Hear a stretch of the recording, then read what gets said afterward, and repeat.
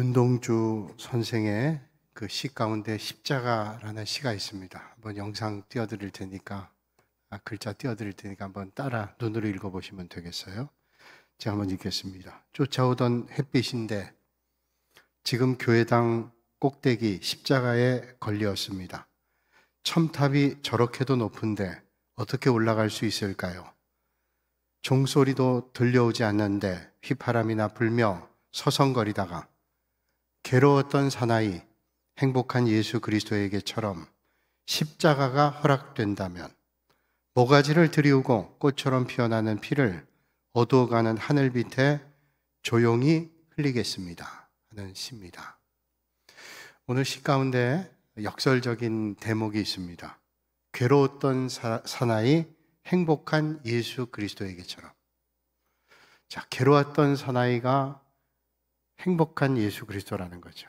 괴롭다는 거하고 행복하다는 말은 반이잖아요. 반의. 전혀 다른 얘기인데 십자가를 가장 잘 표현한 거죠. 십자가. 예수 그리스도의 십자가는 고난이고 대속이고 죽음인데 우리에게는 구원이고 영생입니다.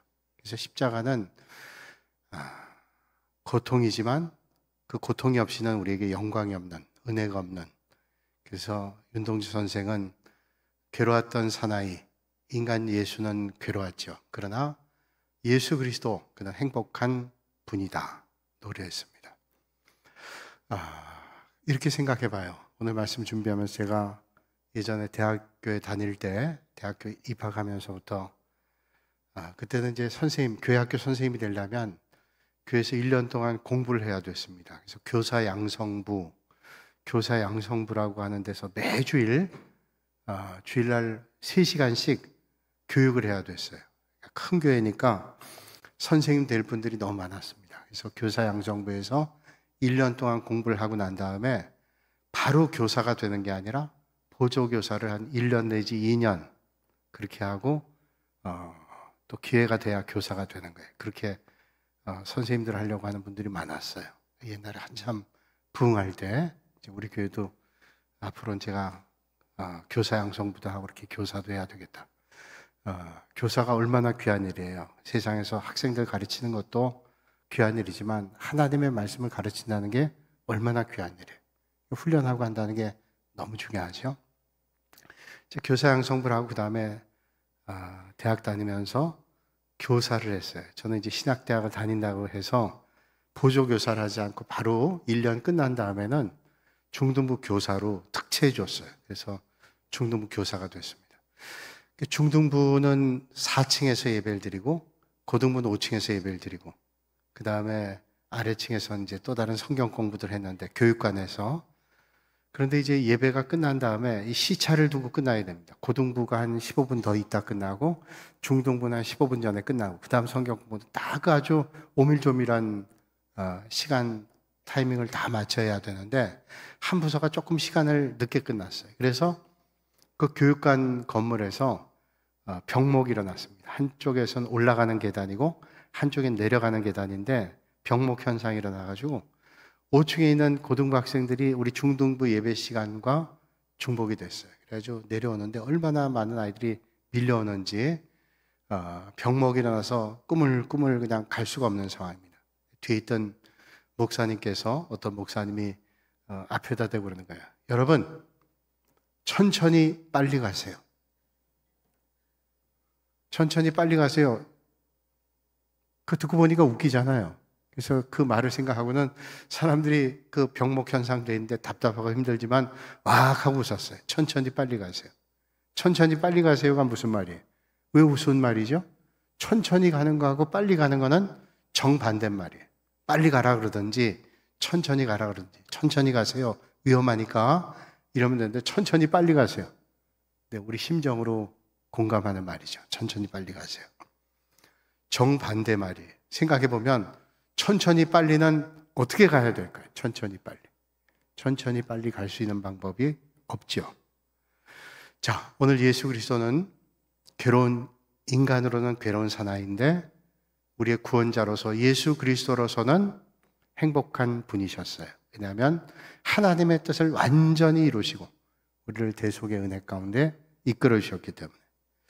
오늘 설교 제목은 뭐죠? 시련 그리고 영광입니다. 시련과 영광, 정반대입니다. 시련과 영광인데, 시련과 영광은 한편에 앞면이 있는 동전과 뒤편에 액면가가 써 있는 동전과 똑같습니다. 시련과 영광은 같이 갑니다. 이 세상에도 영광만 누리는 사람은 없습니다. 시련이 있은 다음에 영광이죠. 시련과 영광이 같이 가요. 여러분, 인생에 일가견을 이룬 사람들을 보면 저 사람은 그냥 운이 좋아서, 세상 사람들이 말하는 대로 재수가 좋아서 그렇게 높은 곳에 갔냐? 절대로 그렇지 않습니다. 누군가 어떤 부분에 일가견을 이뤘다면 그 일가견을 이룬 사람들은 다 노고가 있고 고난이 있었어요. 시련이 없는 사람은 없습니다. 내가 장사를 하든 사업을 하든 내가 어떤 일을 하든지 다 그 과정을 겪은 거예요. 그렇지 않고 그냥 갔다, 그렇게 생각하는 사람은 그 일을 이룰 수 없어요. 다 그 과정을 겪으면서 시행착오도 하면서 힘겨하면서 그런 자리를 이뤘죠. 자, 오늘 시련과 영광, 우리 믿음의 길도 마찬가지입니다. 믿음의 길도 단박에 성숙한 자리, 완숙한 자리 이룰 수 없습니다. 시련이라는 과정을 통과하고 영광에 이르게 되죠.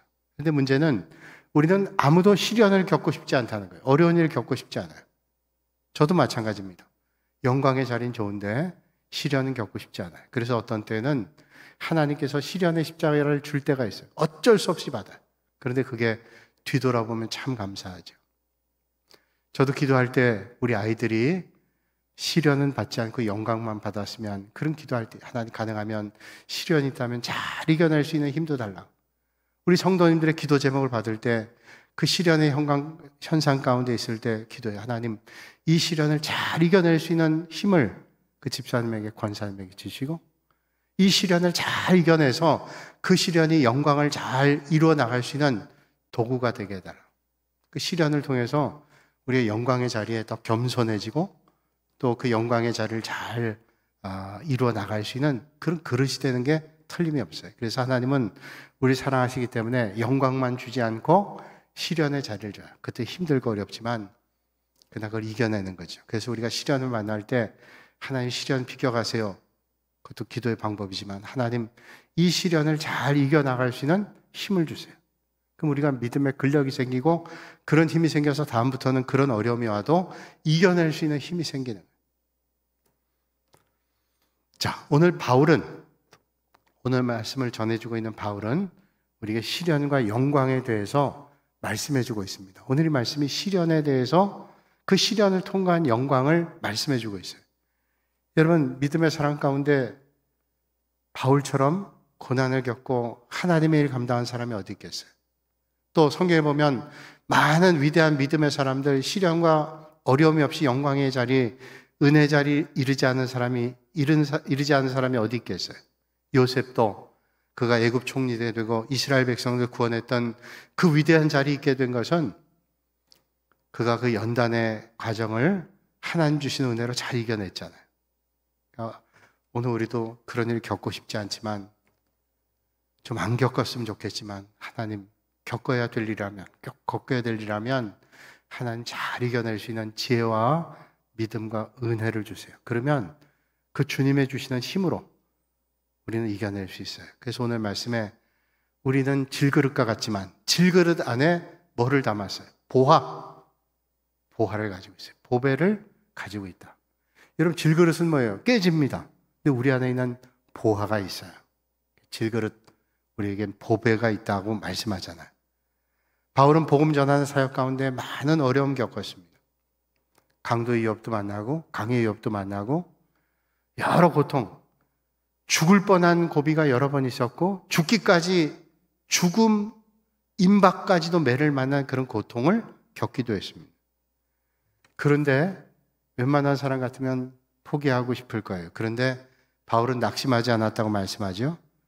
어떻게 낙심하지 않을 수 있어요? 그 고난 가운데 어떻게 낙심하지 않을 수 있습니까? 낙심하지 않을 수 있었던 것은 그 시련을 넘어선 영광을 볼 수 있기 때문에. 여러분, 우리가 아무리 힘들어도 그 힘든 걸 이겨낼 수 있는 건 뭐냐면 그 시련 뒤에 있는 영광을 기대하면 우리는 이길 수 있어요. 그런데 그 시련 뒤의 영광을 우리가 예상도 못하고 볼 수 없으면 절대로 못 이겨요. 영국의 수영선수 가운데 아주 유명한 수영선수 최드윅이라는 분이 있습니다. 최드윅이라는 분은 대서양을 건너서 영국에서 뉴욕까지 이제 수영에 가는 그런 일들을 했어요. 근데 그 먼 길을 수영하는데요. 이 사람이 500m를 앞에 두고 포기했습니다. 옛날에 제 어렸을 때도 기억하면 조련 선수, 아시아의 물개라고 하는 조련 선수가 일본까지 수영해 갔죠. 그래서 기구를 다 장비에 만들어가지고 상어들이 공격할 수 있으니까 다 만들어서 그 안에서 해서 먹지도 않고 계속 물속에서 먹으면서 수영했잖아요. 최두익이 그런 사람. 한 1세기 전에 그렇게 수영해 간 사람. 근데 이 사람은 500m를 앞에 두고 포기를 했어요. 여러분, 그 먼 거리를 수십 킬로가 넘는 거리를 수영해 왔는데 500m를 앞에 두고 포기해요? 너무 안타깝잖아요. 아니, 그렇게까지 왔으면 500m 아니라 1000m가 남았어도 할 수 있었을 거예요. 그래서 안타까워가지고 기자들이 물었습니다. 아니, 500m만 가면 목적지에 다다르는데 왜 포기했습니까? 최두익이 얘기했습니다. 앞이 안 보였어요. 앞이 보였더라면, 아니, 누군가 500m만 가면 돼 라고 해줬다라면 갔을 거예요. 근데 왜 앞이 안 보이는가 하면 그 바닷가에 안개가 짙게 가리워져 가지고 저기 사람들이 있는 게 보이지 않는 거예요. 그러니까 지금 도저히 안 되겠구나. 더 길을 쓰고 가봐야 난 목적지에 다다를 수 없어. 포기했어요. 남은 거리가 500m예요. 500m 그 고난 뒤에 넘어 있었던 영광이 있었다는 걸 알면 갈 수 있어요. 오늘 우리가 믿음의 길 갈 때도 마찬가지예요. 시련과 고난 다 있습니다. 그 시련과 고난을 우리가 이길 수 있는 방법이 뭐냐? 그 시련 넘어서의 영광, 주님의 주시는 영광을 보는 거예요. 바울은 그 많은 고통과 어려움 가운데도 그 시련을 이길 수 있었던 방법이 뭐냐? 시련 넘어 있었던 영광을 볼 수 있었기 때문이죠. 우리의 삶 가운데 어떤 때는 전혀 이해할 수 없는 어려움과 고통을 겪을 때도 있습니다. 그런데 우리 믿음의 사람이 그때 생각할 것은 거기에 하나님의 뜻과 하나님의 계획이 있어. 이거 꼭 기억해야 돼요.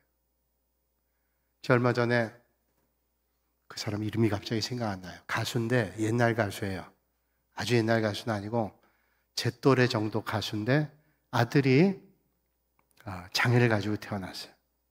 장애를 가지고 태어났는데 그 장애 때문에 너무 힘들었대요. 생각하면 그 부부간에도 갈등이 있고 막 그랬는데 이혼하려고 목전에 두고 있었는데 애가 태어났는데 장애를 가지고 있는 거예요. 그래서 그 문제가 더 큰 문제가 아니라 이 애를 어떻게 할 건가. 너무 힘들었대요. 근데 그 사람이 그 어려움을 겪으면서 믿음이 생긴 거예요. 누군가를 통해서 이렇게 힘들 때는 정말로 의지해야 될 분이 있지 않냐. 전도를 받아가지고 예수님을 만난 거예요. 예수 믿고 믿음 생활하다 보면서 어려운 환경은 똑같지만 하나님께서 우리 가정에 이 아이를 주신 것은 하나님의 뜻이 있다. 그 생각하면서 그 어려움을 이겨냈대요. 그리고 그 아이가 한 서너 살 됐을 때 자기 부인하고 얘기했답니다. 당신 하나님께서 만약에 이 아이 아니고 건강한 아이를 준다면 어떻게 할 것 같아? 바꿀 것 같아? 우린 정답을 압니다. 아마 여러분도 그럴 거예요. 자식은 절대로 안 바꾼다 그러죠? 여러분 자식 아무리 뭐 속색인다 그래도 자식은 절대로 안 바꿔요. 혹시 바꾸실 분?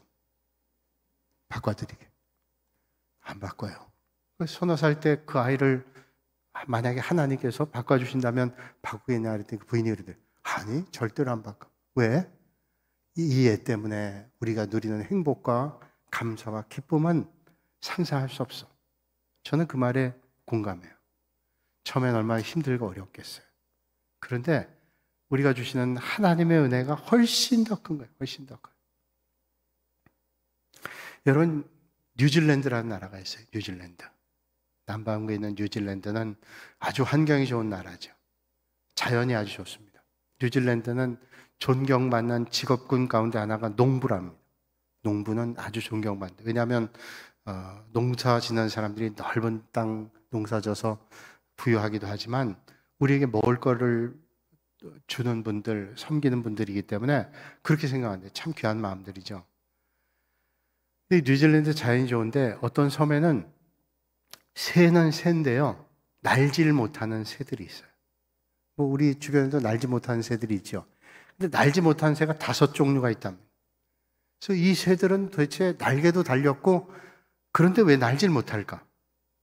조사를 해봤더니 이 뉴질랜드의 생태계에는 그 새들을 공격하는 짐승이 없어요. 그러니까 새들이 공격을 받지 않으니까 날 필요가 없어요. 뭐 공격을 받아야 날기도 하죠. 뱀도 그 섬에는 독이 없답니다. 공격도 안 해요. 그러니까 새들이 날질 않는. 여러분, 새는 날아야 되잖아요. 더 이상 날 필요가 없어요. 그래서 뛰어다니기만 하는 거예요. 여러분, 우리가 모든 것이 그냥 편안한 삶이 좋을 것 같지만 그게 우리의 삶을 무기력하게 하고 시련을 통해서, 어려움 통해서 새가 날아갈 수 있는 것처럼 어떤 때는 그 시련이라고 하는 게, 고난이라고 하는 게 나를 밀어가지고 나는 갖고 싶지 않은데 밀려가지고 갈 때가 있어요. 근데 그때 예기치 못했던 능력을 발견해요. 예기치 못했던 하나님의 은혜를 발견해요. 그래서 더 주님을 의지하게 하고 생각하지 못했던 일들을 이뤄요. 그래서 우리 믿음의 사람들이 그런 일을 만날 때 안 만나고 싶은데, 그러나 그런 일로 주어지게 됐다면 그 일을 통해서 빚으실 주님을 보는 거죠. 육상 여자 금메달 800m 모로코의 금메달리스트인 무톨라라고 하는 사람이 있는데, 이 사람은 좋지 못한 환경에서 자랐어요. 모잠비크의 무톨라라는 사람이에요. 모잠비크 전쟁의 포연 속에서 아주 어려운 환경에 자랐는데, 뭐 교육도 제대로 받지 못하고 그냥 동네 남자아이들하고 같이 뛰놀면서 축구하고 그러면서 남자아이들이랑 같이 뛰니까 체력이 좋아졌어. 이게 체력이 좋아져가지고 남자아들한테 지지 않으려고 막 그러다 보니까 체력이 좋아지고 그러면서 자기가 잘 뛰는 것을 발견한 거예요. 그걸 계속 개발해가지고 이 사람 800m의 금메달 리스트가 됐어요. 여러분, 우리 시련과 어려움들이 나를 못되게 하는 게 아니라 그 일을 통해서 잘하게 되는 거예요. 우리가 잘 알고 있는데 잊어버리잖아요. 그래. 우리가 그런 일을 만날 때 하나님 주시는 은혜를 바라보고 믿음으로 이겨내야 되겠다. 전 국가대표 잠깐 동안 감독했던 황선홍이라는 선수가 있습니다. 아시죠? 옛날에 2000년 월드컵 때 활약이 대단했죠. 이 황선홍 선수가 제 고등학교 후배입니다. 이 황선홍 선수가 축구할 때, 선수로 뛸 때요, 이제 그 해설자가 설명하는데, 저 황선홍 선수 그 학교 출신 선수들은 아주 패스를 잘해요. 패스를. 쇼 패스를 잘한대요. 제 고등학교 후배니까 그 학교 학생들이 쇼 패스를 잘한다니까 뭐 훈련이 잘 됐나 보다. 그래서 제가 아주 귀를 쫑긋하고 들었다고요. 그래서 해설자가 얘기하기를 그렇게 얘기하니까 거기 이제 아나운서가 얘기하는 거예요. 아니, 왜 그 학교 출신들은 쇼 패스를 잘해요?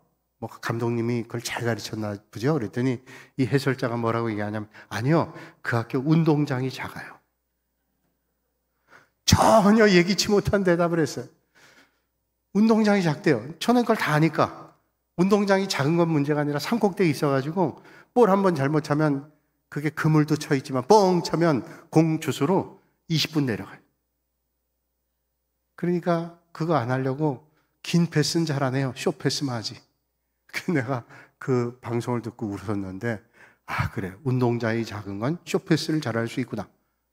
그럴 수도 있어요.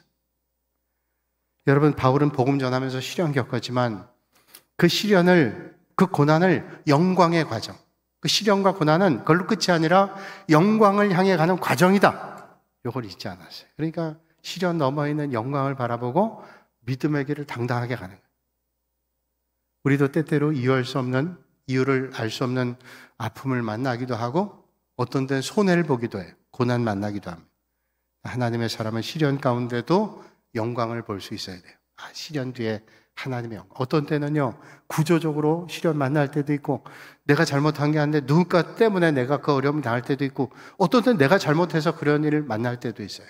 그러나 그것에 대해서 이랬을까 후회하고 그것 때문에 좌절하고, 그건 방법이 아니에요. 내가 이해할 수 없지만, 깨달을 수 없지만 이 일을 통해서 빚으실 하나님을 바라보면서 시련 넘어 있는 영광을 바라보고 이겨내는 게 중요한 거예요. 이게 믿는 자의 특권입니다. 그리고 복음의 역설이죠. 오늘 7절에 우리가 말씀하고 있습니다. 같이 한번 읽어볼까요? 시작. 우리가 이 보배를 질그릇에 가졌으니 이는 심히 큰 능력은 하나님께 있고 우리에게 있지 아니함을 알게 하려 함이라. 아멘. 이 보배를 어디에 가졌어요? 질그릇에 가졌어요. 질그릇은 우리예요. 깨지기 쉬운 우리예요. 근데 우리 안에는 보배가 있다는 거예요. 보배를 가졌어요. 그러니까 그 보배가 큰 능력이 있어요. 여러분, 질그릇에 능력이 있는 게 아니라, 내게 능력이 있는 게 아니라 내 안에 담고 있는 그 보배, 하나님의 능력이 있는 거죠. 그러니까 난 연약하고 부족하고, 그런데 내 안에 있는 보배, 하나님의 능력이 나를 위대하게 하는 거예요. 그러니까 어떤 사람이 참 위대해, 훌륭해. 그럼 그 사람을 칭찬하지만 사실은 그 사람 안에 있는 예수 그리스도가 참 위대하고 훌륭한 거예요. 그 때문에 내가 내 안에 가득 찬 예수님 때문에 내가 훌륭하고 위대해질 수 있다면 우린 감사할 것뿐이죠. 내 안에 있는 보배이신 예수 그리스도가 훌륭하니 나는 그분 때문에 이렇게 될 수 있구나. 감사한 거예요. 제가 언젠가도 설교 때 그런 말씀 드렸어요. 제가 부산에서 부목사로 있을 때 담임 목사님 참 많은 분들이 존경하고 저도 참 존경하고 사랑하는 목사님이셨는데 그분이 다른 교회 가서 위임식 때 설교하다 심장마비로 세상 떠나셨어요. 그분이 늘 말씀하시기를 나는 강대상에서 하나님이 부르시면 좋겠다. 설교하다 가는 게 설교자의 큰 영광인데 그렇게 늘 말씀하신 것처럼 다른 교회 가서 말씀 전하시다 하나님 부름받아요. 얼마나 놀랬겠어요.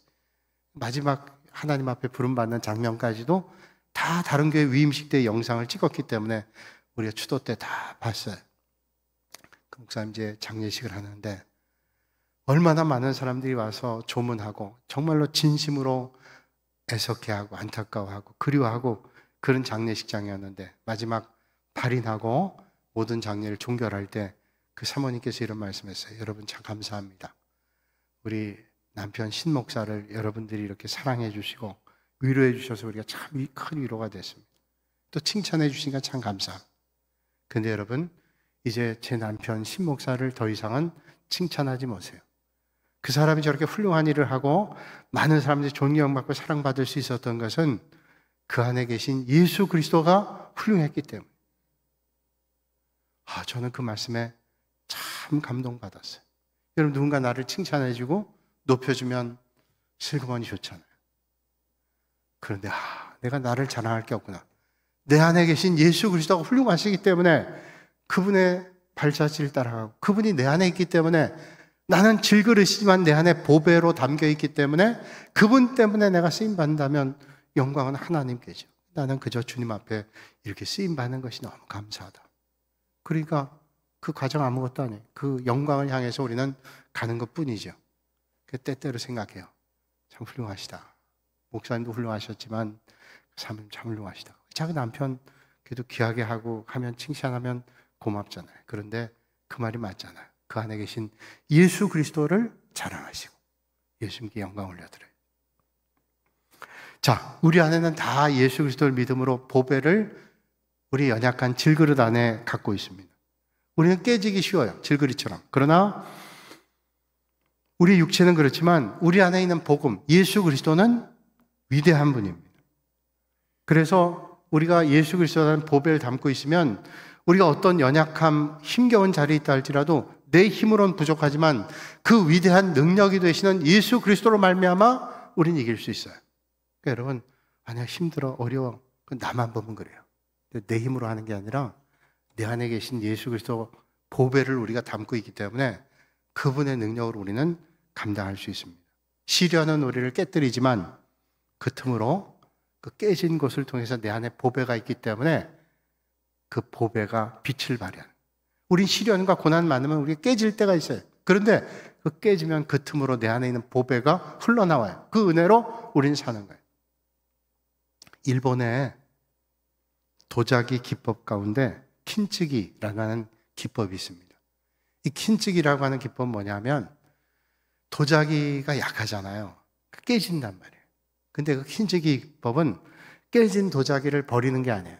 깨진 도자기 아무 쓸모없다 그러잖아요. 근데 이 킨지기라고 하는 기법은 뭐냐면 그 깨진 도자기를 다 모읍니다. 그래서 그 모은 도자기를 다 붙여요. 다 붙여서, 붙여도요, 강력본드로 붙여서 표가 안 날 때도 있지만 옛날에 무슨 게 있었겠어요. 하여튼 붙이면 거기에 자국이 나요. 울퉁불퉁한 자국이 나잖아요. 그렇게 하는 게 아니라 거기에다가 금을 입혀요. 그 깨진 그 자국에 붙여놓은 그 울퉁불퉁한 곳에 금가루를 입히고 은분을 입히고 붙입니다. 근데 그 붙인 자국이 빛을 비추면요, 번쩍번쩍해요. 깨진 그 금이 있는 곳에 금가루를 입히고 은가루를 입혔기 때문에 그 깨진 부분이 빛이 난다는 거예요. 근데 그게 아름다운 모습을 나타내요. 그걸 뭐 자연스럽게 깨진 거 아니에요. 근데 그 깨진 걸 다 모아서 금색을 입히고 은색을 입히니까 번쩍번쩍 하면서 그거 나름대로의 모양이 생기는 거예요. 저도 사진을 하나 준비할 걸 그랬는데, 그게 참 독특하더라고요. 그냥 미끈한 도자기보다 어떤 때는 그 깨진 그걸 아주 아름답게 붙여놓은 것이 아름다운, 그게 하나의 예술이 되는 거예요. 우리 교회 건축할 때 제 친구 가운데 그 부인이 미술 전공한 사람이 있어요. 네, 친구가 저한테 얘기하는 거예요. 목사님, 그 교회 질 때, 교회를 질 때 교회 외관은 세 가지예요. 유리로 하거나 벽돌로 하거나 콘크리트로 하는 거예요. 그 세 가지. 여러분 외관 보세요. 벽돌로 하거나 콘크리트로 하거나 유리로 해요. 우린 세 가지 다 있죠. 우리 예배당 저 교육관 바깥에 벽돌로 되어 있잖아요. 그리고 또 십자가 등 유리로 되어 있잖아요. 또 어떤 교회 건물들은 콘크리트로 되어 있잖아요. 그 세 가지인데 뭘로 하려고 그러냐면 우리는 그 벽돌로 할 거다. 벽돌로 하고 사이에 매지를 이렇게 넣어가지고 그 매지 색깔을 어떤 걸로 하냐 이게 중요한 거예요. 그냥 검은색을 할 거냐 분홍색을 할 거냐 이거 하나하나 다 신경 써 하는데 그 친구가 그러더라고요. 목사님네 교회는 하려면 예술적으로 파벽돌 하세요. 파벽돌. 파벽돌이 뭐예요? 깨진 벽돌이에요. 중고 벽돌이에요. 새 벽돌이 아니라 공사하다가 그 벽돌 다 썼던 거 깨진 것들을 모아다가 그걸 가지고 하는 거예요. 근데 그 파벽돌이 더 비싸요. 그 파벽돌로 하면 훨씬 아름다울 거라는 거예요. 제가 그 얘기를 듣고 맞다. 파벽돌로 하면 좋겠다. 그래서 제가 그때 건축할 때 한번 건축업자한테 그 설계사 우리 한번 파벽돌로 하는 게 어떨까 그랬더니 목사님 예술 감각은 있으신데 돈은 많으시나요? 그래서 우리 아버지는 부자인데 그랬더니 그 돈이 많이 든대요. 그래서 내가 파벽돌 못했는데 훨씬 감이 있는 거예요. 그러니까 깨진 도자기 그게 참 보잘것없는 것 같아도 그 깨진 도자기의 그 틈이 빛나게 하는 거예요. 우리 인생이 어떤 때는 시련과 어려움으로 깨질 때 있는데요. 그게 여러분 인생을 얼마나 빛나게 하고 아름답게 하는 미끈한 게 아름다운 것 같지만 그게 스토리가 있는 삶이고 우리가 얼마나 많은 영광과 은혜를 줘요. 중국의 선교사인 허드슨 테일러는 이런 말을 했습니다. 하나님은 약한 자를 사용하신다. 왜냐하면 그때 모든 영광이 하나님께 돌아가기 때문에. 하나님 강한 자를 들어 쓰는 게 아니라 약한 자를 들어 쓴대요. 왜 약한 자를 들어 쓸까요? 내가 약한데 아무것도 아닌데 하나님께서 나를 빚으셔서 영광을 하나님께. 여러분 하나님께서 이스라엘 백성들을 이끌어 가실 때에 하나님께서 이스라엘 백성들의 힘을 빼도록 합니다.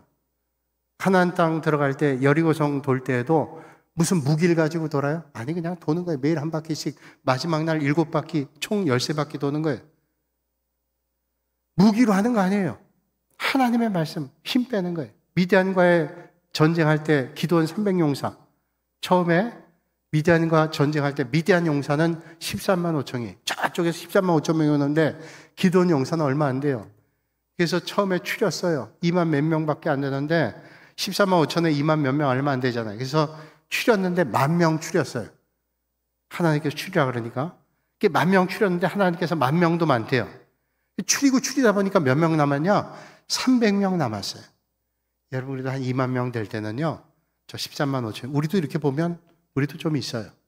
저쪽이 엄청나지만, 근데 10,000명 줄이고 300명 줄이면 우리는 저기에 비하면 너무 안 되는 거예요. 근데 하나님께서 그 300명 가지고 하라는 거예요.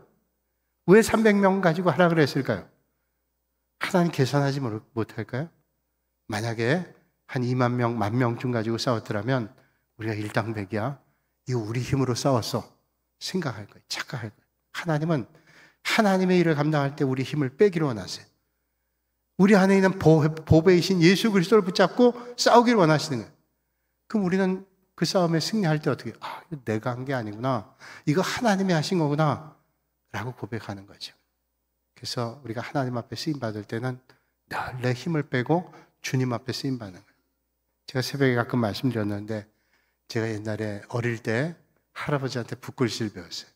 할아버지가 붓글씨 가르쳐 주실 때 먹을 먼저 갈게요. 먹을 한참 갈면 이제 신문지에다 글을 쓰잖아요. 제 할아버지가 쓰는데 저한테 얘기하는 거예요. 손에 힘을 빼, 힘을 빼. 왜냐하면 내가 자꾸 힘을 주는 거예요. 잘 쓰려고. 근데 내가 힘을 빼니까 할아버지가 저를 딱 잡아주는 순간 잘 써지는 거예요. 그 힘을 빼는 거예요. 힘을 빼고 붙잡히면 잘 써져요. 내 힘을 가하면 가할수록 엉망이 되는 거예요. 여러분, 하나님께서 내 안에 질그릇 안에 있는 보배이기 때문에 내가 힘을 빼고 하나님의 인도함을 받으면 되는 거죠. 옛날에 시골에 한 할머니가 글도 읽을지 몰라요. 복음 전해야 되는데 어떻게 할까? 나도 좀 많은 사람에게 복음 전하고 싶은데 나 글을 모르니까 성경도 읽질 못해요. 그래서 설교 말씀 듣는 거, 그 다음에 들려오는 말 듣는 거가 전부예요. 그래서 좀 글을 알면 좋겠다. 근데 이분이 전도를 누구보다 잘하는, 그게 궁금했어요. 아니, 저 할머니는 글도 모르고 성경 말씀 듣기만 하는데 어떻게 저렇게 잘할까 했더니 이분이 읍내에 있는 학교, 초등학교, 중학교, 고등학교에 가서 아이들을 전도하는데 엄청나게 잘하는 거예요. 그러니까 어떻게 하나 봤더니 할머니가 학생들한테 성경을 가져가서 전하는 거예요. 뭐라고 전하는가 하면, 학생, 내가 글을 몰라. 근데 요거 좀 한 장만 좀 읽어줄래? 학생들이 할머니가 글을 모른다니까 얼마나 안타까워요. 그래서 읽어줘요. 아, 근데 고마워. 근데 만두 사줄게. 김밥 사줄게. 가서 김밥 먹으니까 미안하지. 한 장만 더 읽어줄래? 한 장. 아유, 너무 고마워. 근데 내가 또 다른 사람한테 부탁하기 미안하니까 내가 매일은 어렵지만 일주일에 한 번만 읽어주면 내가 김밥 사줄게. 그래서 전도한 사람이 많아요. 왜? 그 아이가 읽어요. 여러분, 내가 능력이 있다고 되는 게 아니라 하나님이 주시는 은혜로 하는 거예요. 시련은 우리의 한계를 드러낼 때 있지만 동시에 그 시련을 통해서 하나님의 능력이 드러나요. 그 시련이 내 한계, 내 능력의 부족함을 드러내지만 그 일을 통해서 하나님의 능력을 붙잡게 되는 거예요. 불트만이라는 신학자는 이런 말을 했습니다. 인간의 한계가 하나님의 시작이다. 인간이 한계에 딱 다다랐을 때 난 도저히 못합니다. 하나님, 그럴 때 하나님의 역사가 일어난다는 거예요. 여러분, 다윗이 골리앗 만나 싸울 때 다윗이 골리앗 만났을 때 뭐 마땅한 무기를 가지고 싸웠나요? 사울이 주는 갑옷, 아유, 입어도 너무 커요. 마다하고. 그 거추장스러워. 그 주는 무기 너무 무거워요. 그에 익숙했던 물맷돌 가지고 나가서 싸우죠. 그 물맷돌이 힘이 있었나요? 양치는데 물맷돌 익숙하긴 했을 거예요. 그러나 다윗이 붙잡고 나갔던 건 물맷돌이 아니라 그건 단지 도구였을 뿐이고 다윗은 뭘로 나갔어요? 만군의 주 여호와 이름으로. 만군의 주 여호와 이름으로 나갔어요. 못할 일이 없는 거예요. 여러분, 신열은 하나님의 역사를 체험하는 시간입니다. 밥상 앞에서 자꾸 밥 투정하는 사람은 영양실조에 걸립니다. 그런 아이들은. 그러나 주는 대로 잘 먹으면 영양을 골고루 받게 돼요. 나는 시련은 싫어요. 영광만. 그게 좋은 것 같지만 밥 투정하는 거하고 똑같아요. 힘들지만 좀 받고 싶지 않지만. 그러나 그 주어졌을 때, 그래, 나는 질그릇같이 깨어지기 쉬우나 내 안에 보배가 있어. 위대하신 주님의 능력과 복음이 있어. 라고 하는 걸 붙잡는 거예요. 그래서 시련과 고난의 밥상이 다가오면 주님 감사합니다. 유익하게 하나님께서 역사해 주실 줄로 믿습니다. 받아들이는 거죠. 바울은 복음 증거하다 매도 맞고 고난 당했지만 그런 일을 감당했어요. 여러분, 오늘 하나님의 영광 그냥 오지 않습니다. 그 시련 통해서 시련 뒤에 있는 영광을 바라보고 믿음의 길을 걷는 거예요. 여러분, 오늘도 믿음의 길 걸으실 때 우리가 그런 길 가실 수 있길 바랍니다. 3번까지 해야 되는데 오늘 1번까지밖에 못했어요. 그러나 우리가 주님 오실 때까지 계속 가는 거니까 1번까지만 하고, 여러분, 시련이 와도 우리는 그 뒤에 있는 영광을 보고 가죠. 다음 시간에는 바울이 왜 꺾이지 않았냐? 우겨쌈을 당해도, 답답한 일을 당해도, 박해를 당해도, 거꾸로뜸을 당해도 꺾이지 않아. 어떻게 꺾이지 않았어요? 기대하면서 다음 시간에 주실 하나님의 은혜 삼아하시는 여러분들이 되시기를 주님의 이름으로 축원합니다. 기도하겠습니다. 거룩하신 아버지 하나님, 오늘도 이 밤에 저희를 불러주시고 하나님 말씀을 통해서 바울이 시련을 만나기도 하고 어려움 만났지만 그 시련 뒤에는 영광을 보고 기대하는 믿음의 길을 걸었던 것처럼 오늘도 하나님 기뻐하시는 믿음의 자리에서 때로는 만나는 어려움도 있지만 당당하게 하나님 바라보고 고난 뒤에 영광을 바라보고 믿음의 길 걷게 하여 주옵소서. 예수님의 이름으로 기도하옵나이다. 아멘.